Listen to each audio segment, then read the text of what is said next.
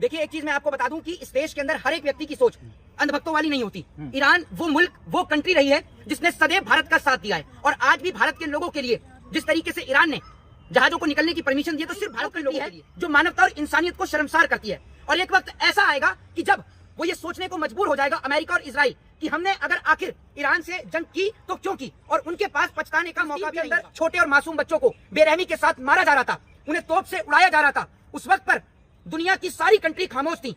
तब ईरान आगे आया और फिलिस्तीन की उस जंग को अपना समझकर इंसानियत और मानवता के लिए उस जंग को बुलंद है कि अमेरिका को घुटनों पर लाकर खड़ा कर दिया है। चाहे ट्रंप कुछ भी कह ले, आप ये सोच के देखिए कि उनके अरबों डॉलर के जो फाइटर जेट्स हैं, उनको आप ये सोचिए 50-50 हजार डॉलर की जो मिसाइल है, बैलिस्टिक मिसाइल, उन्हों से वो ध्वस्त कर रहा है। आप सोचिए ईरान की टेक्नोलॉजी। आप टीवी चैनल और अखबार को देखेंगे, आप बीबीसी को पढ़ेंगे, अल जजीरा को पढ़ेंगे, तो बार बार सिर्फ आपको ट्रंप कहते हुए नजर आ रहे हैं कि ईरान जो है वो ये कह रहा है कि समझौता कर लेंगे, हम समझौता कर रहे हैं, जबकि एक बार भी ईरान ने ये बात नहीं कही है। अगर ईरान समझौते की कहेगा तो लोगों को पता तो चलेगी, लेकिन समझौते की बात और अफवाहें तो सिर्फ आज उस पायदान पे, उस पटल पर आकर खड़ा हो गया है कि देश के लोगों की आंखों पर सरकार ने हिंदू और मुसलमान की काली पट्टी बांध दी है और इतनी नफरत इस देश में, इस मुल्क में पैदा कर दी है कि हमारी आने वाली कई पीढ़ी भी इस नफरत को अब नहीं मिटा पाएंगी। बाबा रामदेव भी ईरान के समर्थन में उतर आए, कह रहे कितने खामनेई मारेगा, हर घर से खामनेई निकलेगा। देखिए एक चीज मैं आपको बता दूं कि इस देश के अंदर हर एक व्यक्ति की सोच अंधभक्तों वाली नहीं होती। ईरान वो मुल्क, वो कंट्री रही है जिसने सदैव भारत का साथ दिया है और आज भी भारत के लोगों के लिए जिस तरीके से ईरान ने जहाजों को निकलने की परमिशन दी है, तो सिर्फ भारत के लोगों के लिए जिस तरीके से ईरान ने अपनी मिसाइलों पर इंडिया को थैंक यू का मैसेज लिखकर जिस तरीके से उन मिसाइलों को इजराइल के ऊपर दागा है। इजराइल वो कंट्री है जो मानवता और इंसानियत को शर्मसार करती है और एक वक्त ऐसा आएगा कि जब वो ये सोचने को मजबूर हो जाएगा, अमेरिका और इजराइल, कि हमने अगर आखिर ईरान से जंग की तो क्यों की, और उनके पास पछताने का मौका भी नहीं होगा। ये मैं आपको बता दूं। और जिस तरीके से बाबा रामदेव ने कही है बात कि भाई वो प्रॉफिट मोहम्मद साहब को मानने वाले लोग हैं, वो किसी के आगे झुकेंगे नहीं, तो इस बात में कोई दो राय नहीं है। ईरान हमेशा सच के साथ खड़ा रहा है, इंसानियत और मानवता के साथ खड़ा रहा है। जब फिलिस्तीन के अंदर छोटे और मासूम बच्चों को बेरहमी के साथ मारा जा रहा था, उन्हें तोप से उड़ाया जा रहा था, उस वक्त पर दुनिया की सारी कंट्री खामोश थी। तब ईरान आगे आया और फिलिस्तीन की उस जंग को अपना समझकर इंसानियत और मानवता के लिए उस जंग को ईरान ने लड़ा। और आज ईरान जो ये जंग लड़ रहा है, ईरान ने दिखा दिया कि जंग जो है वो हथियारों से नहीं, हौसलों से लड़ी जाती हैं। और ईरान के हौसले आज बुलंद हैं और ईरान के हौसले इतने बुलंद हैं कि अमेरिका को घुटनों पर लाकर खड़ा कर दिया है। चाहे ट्रंप कुछ भी कह ले, आप ये सोच के देखिए कि उनके अरबों डॉलर के जो फाइटर जेट्स हैं, उनको आप ये सोचिए 50-50 हजार डॉलर की जो मिसाइल है, बैलिस्टिक मिसाइल, उन्हों से वो ध्वस्त कर रहा है। आप सोचिए ईरान की टेक्नोलॉजी को देखिए। और अमेरिका के पास जो हथियार है, वो हथियार सेकेंड वर्ल्ड वॉर के हैं। सेकेंड वर्ल्ड वॉर के दौरान जो हथियारों को यूज किया गया था, वही हथियार हैं अमेरिका के पास। अमेरिका के पास कोई नया सिस्टम नहीं है, लेकिन ईरान के पास सारा नया सिस्टम है। और ईरान ने दिखा दिया कि किस तरीके से वो अमेरिका हो या इजराइल हो, उनको घुटने पर लाकर खड़ा कर सकता है। लेकिन ट्रंप कह रहे हैं ईरान सरेंडर करेगा कुछ भी हो जाए। देखिए एक चीज मैं आपको बता दूं कि जो ये कह रहे हैं, ट्रंप ये कह रहे हैं, पहली बात तो ये है कि जो अपने आप को सबसे ज्यादा सुपर पावर कंट्री कहता था अमेरिका, उसके जिस तरीके के तमाम कंट्रियों में जिस कंट्री में उसके एयरबेस थे, ईरान ने जिस तरीके से उसके एयरबेस को उड़ाया, यानी अमेरिका के घमंड को उड़ाया। सबसे पहले अमेरिका के घमंड को तोड़ा। और आप ये सोचिए कि बार बार आप टीवी चैनल और अखबार को देखेंगे, आप बीबीसी को पढ़ेंगे, अल जजीरा को पढ़ेंगे, तो बार बार सिर्फ आपको ट्रंप कहते हुए नजर आ रहे हैं कि ईरान जो है वो ये कह रहा है कि समझौता कर लेंगे, हम समझौता कर रहे हैं, जबकि एक बार भी ईरान ने ये बात नहीं कही है।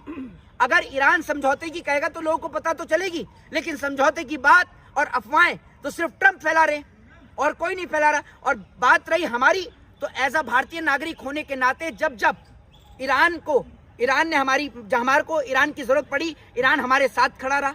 पाकिस्तान के खिलाफ वोटिंग की बात हो या फिर वो तमाम चीज में जब अमेरिका ने हमारे ऊपर गैस पे प्रतिबंध लगाया, तब अमेरिका के खिलाफ जाकर ईरान ने भारत को गैस देने का, पेट्रोल देने का काम किया, तेल देने का काम किया। ये बात तो उन अंधभक्तों को समझनी चाहिए कि जो इजराइल, जो यहूदी कम्युनिटी जहां पर हिंदुओं का कोई मंदिर नहीं है, वो इजराइल जो गाय को खाता है, वो इजराइल जिसने कभी भारत का साथ नहीं दिया। आप मुझे ये बताइए कि अभी हाल ही में हमने ऑपरेशन सिंदूर किया, आपने देखा होगा।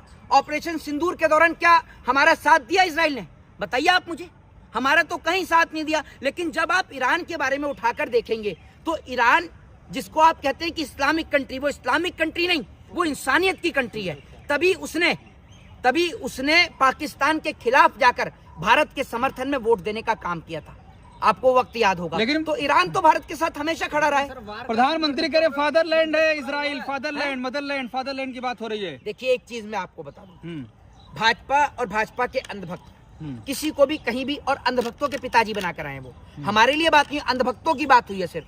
पहले संबित पात्रा बता देते कि मोदी जी देश के बाप हैं, समझ रहे हैं? आपने सुना होगा, वो उनके हो सकते हैं, हमारे नहीं है। तो ऐसी जब प्रधानमंत्री ने बात कही, वो उनके हो सकते हैं, ये अंधभक्तों के, हमारे नहीं है। मैं आपको बता दूं, भारत ने तो हमेशा गुटनिरपेक्षता की नीति को अपनाया है और भारत हमेशा सच के और इंसानियत के साथ खड़ा रहा है। भारत के आप जितने भी पूर्व प्रधानमंत्री को उठाएंगे, अटल बिहारी वाजपेयी भाजपा से ही थे मेरे ख्याल से, थे या नहीं थे? भारतीय जनता पार्टी से थे। और ऑन रिकॉर्ड उनका स्टेटमेंट है, उन्होंने खुद खड़े होकर ये बात कही थी कि केंद्र में अगर भाजपा की सरकार बन गई है तो वो ये ना सोचे कि अरबियों की जिस जमीन पर इजराइल ने कब्जा कर रखा है वो उसको हर हाल में खाली करनी होगी। ये स्टेटमेंट माननीय श्री अटल बिहारी वाजपेयी का है, जो बीजेपी से थे। तो बात यहाँ बीजेपी कांग्रेस की नहीं है, बात ये है देश की। और देश हमेशा जो है वो साथ खड़ा रहा है फिलिस्तीन के, ईरान के। कभी भी हमारे देश ने साथ ही नहीं दिया इजराइल का, क्योंकि इजराइल तो वो काम करता है जो दुनिया में कोई नहीं करता। आज इजराइल गऊ के मांस को खाता है। आप ये सोच के देखिए, कोई हिंदुओं का मंदिर वहां नहीं है तो हम उसका साथ क्यों देंगे? हम तो उसका साथ देंगे जिसने हमारा साथ दिया। ईरान ने हमारा साथ दिया और हम और हमारा पूरा मुल्क ईरान के साथ खड़ा है। हिंदू संगठन खुशियां मना रहे हैं ईरान में जो कुछ हो रहा है, मिठाइयां बांट रहे हैं, आप कह रहे साथ नहीं देंगे। हिंदू संगठन के कुछ लोग तो अपनी बेले नहीं करा पा रहे, वो बेचारे जेल में जा रहे हैं, उनकी आप क्या बात करेंगे? दूसरी बात ये, आप बाबा रामदेव हिंदू नहीं है? आप मुझे ये बताइए, बाबा रामदेव हिंदू नहीं है क्या? बात यहाँ देश की हो रही है। और एक पढ़ा लिखा व्यक्ति जिसके पास तर्क और तथ्य हो, वो ईरान के साथ खड़ा रहेगा। भारत की विदेश पॉलिसी आप देखेंगे तो अभी भी आप ये सोचिए कि ईरान ने क्या कहा। ईरान ने अगर पानी के जहाज को रास्ता दिया तो इसलिए दिया, उसने कहा कि हमने भारतीय लोगों की वजह से। और जो उसने लिखा कि थैंक यू इंडिया, वो इसलिए लिखा क्योंकि जिस तरीके से भारत के लोगों ने ईरान को डोनेशन देने का काम किया है, उसकी मदद करने का काम किया है, इसी वजह से, भारतीय लोगों की वजह से। ये किसी सरकार की वजह से नहीं हुआ। सरकार ने तो देश में वो स्थिति कर दी थी कि देश में कहीं भी आर्थिक संकट जो है वो हो सकता था, गैस को लेकर, पेट्रोल को लेकर। और बड़ी बात यह है कि जब देश में आपको पता है कि वॉर चल रही है एक कंट्री में, जो सबसे बड़ा हब है कच्चे तेल का, जब वहां पर वॉर चल रही है, उस वक्त पर जिस बांग्लादेश के अंदर हिंदुओं को मारा जा रहा था, उसी बांग्लादेश को प्रधानमंत्री डीजल देने का काम करते हैं। आप मुझे बताइए ना। लेकिन मजाल है कि कोई भी सड़क छाप अंधभक्त या कोई भी गोदी मीडिया का पत्रकार जो अपने घर में बुलाकर इफ्तार पार्टी करा रहा है, वो एक बार भी सरकार से सवाल कर ले कि जब भारत में आपको ये पता है कि वॉर चल रही है अभी ईरान में, तो ऐसे वक्त पर आपको क्या फर्ज बनता है कि आप बांग्लादेश को डीजल दें? एक और तो आप ये कह रहे थे बांग्लादेश में हिंदुओं की हत्या हो रही है, और जिस बांग्लादेश में हिंदुओं की हत्या हो रही है उसी बांग्लादेश को आप डीजल देने का काम कर रहे हैं। लेकिन उस पर एक भी अंधभक्त नहीं बोला, कोई गोदी मीडिया का पत्रकार नहीं बोला। देश आज उस पायदान पे, उस पटल पर आकर खड़ा हो गया है कि देश के लोगों की आंखों पर सरकार ने हिंदू और मुसलमान की काली पट्टी बांध दी है और इतनी नफरत इस देश में और इस मुल्क में पैदा कर दी है कि हमारी आने वाली कई पीढ़ी भी इस नफरत को अब नहीं मिटा पाएंगी। मोहित जी, सवाल यह है कि क्या आज देश में डीजल, पेट्रोल, गैस का संकट है या नहीं है? होटलें बंद हो रही हैं सर पूरी तरीके देखिए, से। मैं आपको एक बात कहता हूं, अगर देश में संकट नहीं है, सुन लीजिए सर, आप बात में बात कर लेगा। अगर देश में संकट नहीं है तो ये लोग अपने घर से बाहर निकलकर जो लाइनों में लगे हुए हैं, ये किस चीज की लाइन में लगे हुए हैं? कहीं मुफ्त में पैसा बट रहा है या कहीं खैरात बट रही है? किस लिए लग रहे हैं लोग लाइन में? दूसरी बात ये कि सरकार जो कह रही है कि भाई देश में कोई संकट नहीं है, मैं आपको बता दूं, संकट का सामना तो आम जनता को करना पड़ता है। अब आप पत्रकार महोदय हैं, कुछ गोदी मीडिया के पत्रकार हैं जो सिलेंडर 30,000 का भी हो जाए तो भी ले सकते हैं, क्योंकि उनके घर में तो दलाली आ रही है सरकार की। लेकिन उस आम आदमी से पूछिए जो अपने काम धंधे को पहले तो छोड़कर सिलेंडर की लाइन में लगा हुआ है, जो रोज कमाता है, रोज खाता है, उसे पूछिए कि वो ब्लैक में 2000 का सिलेंडर खरीद पा रहा है, नहीं खरीद पा रहा। और वो सिलेंडर वाली आंटी जिनका वेट आज सिलेंडर के बराबर ही हो रहा है, समझ गए मैं किसकी बात कर रहा हूँ? वो सिलेंडर वाली आंटी पता नहीं कहाँ चली गई। दिल्ली का जंतर मंतर तो दिखता है, लेकिन वो सिलेंडर वाली आंटी नहीं दिखती, पता नहीं कहाँ गायब हो गई। मुझे लगता है उनकी भी कहीं गुमशुदा की रिपोर्ट लिखवानी पड़ेगी।